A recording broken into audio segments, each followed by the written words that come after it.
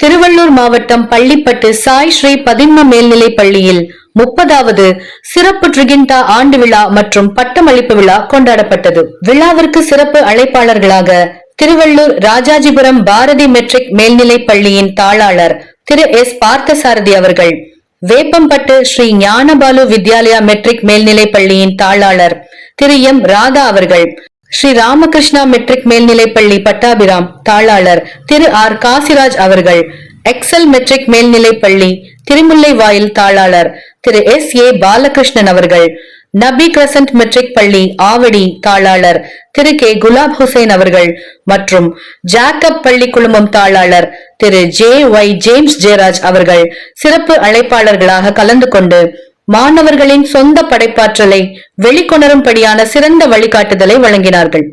நிகழ்வில் யுகேஜி மற்றும் 12ஆம் வகுப்பு மாணவர்களுக்கு பட்டமளிப்பு செய்து கௌரவிக்கப்பட்டது.